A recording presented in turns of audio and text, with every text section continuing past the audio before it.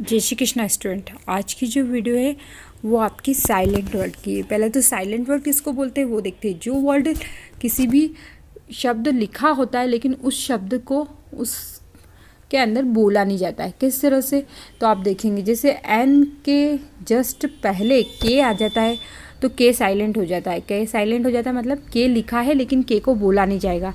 Then start करते now, तो KNOW लिखा है तो आप कैसे बोलेंगे, नाउ बोलेंगे तो के को नहीं बोलना है, देन नाउ ही बोलना है। सेकेंड है आपका KNEE, नी, इसको नी बोलेंगे, के को नहीं बोलेंगे। देन नाइफ, ये सेंटेंस आपको पता है, आप पढ़ते भी होंगे, लेकिन काफ़ी बार इस के को आप उच्चारण में ले लेते होंगे, तो इसको उच्चारण में नहीं लेना है। केवल के को छोड़कर अगर के जस्ट बाद में एन लगा है तो आप केवल एन से ही सेंटेंस को पढ़ेंगे। Knife, knocking, knowledge, kneel, knit, knot, knuckle, it's.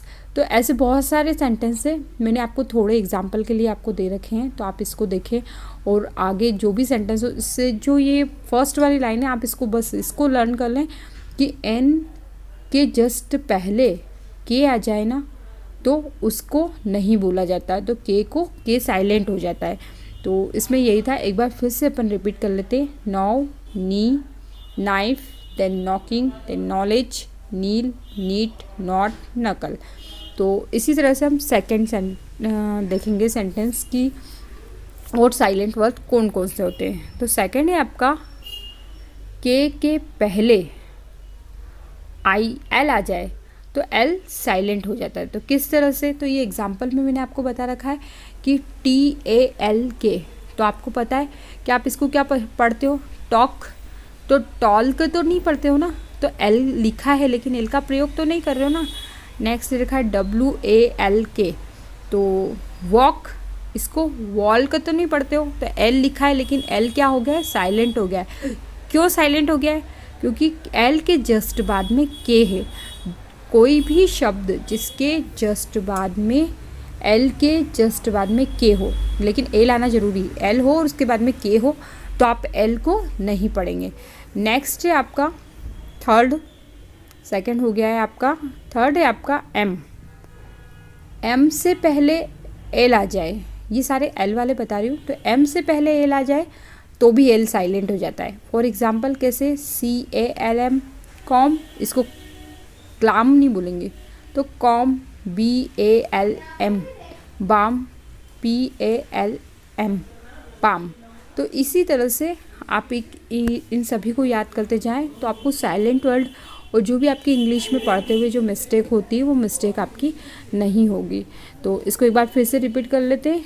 M से पहले एल आ जाए तो एल साइलेंट हो जाता है। नेक्स्ट है आपका OU के बाद एल आ जाए तो OU ऊ की ध्वनि दे तो एल साइलेंट हो जाता है।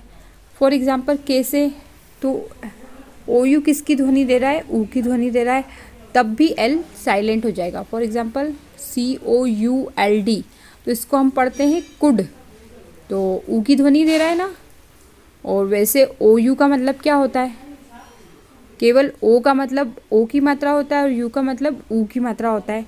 तो आप ध्यान रखिए, OU ऊ की ध्वनि दे रहा है, कब देगा, जब जस्ट बाद में एल आ रहा है, तो कुड हो जाएगा, WOULD वुड हो जाएगा, SHOULD शुड हो जाएगा। तो आप इसको एक बार फिर से लर्न करें।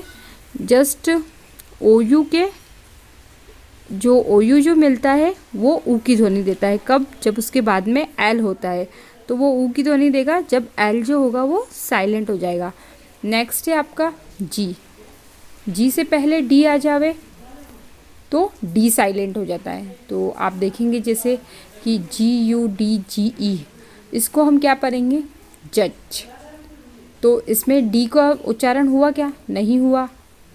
आगे देखेंगे हम ब्रीज में भी डी लिखा हुआ है लेकिन डी का उच्चारण हुआ नहीं हुआ, क्योंकि जी के जस्ट पहले क्या है, डी है, तो जी के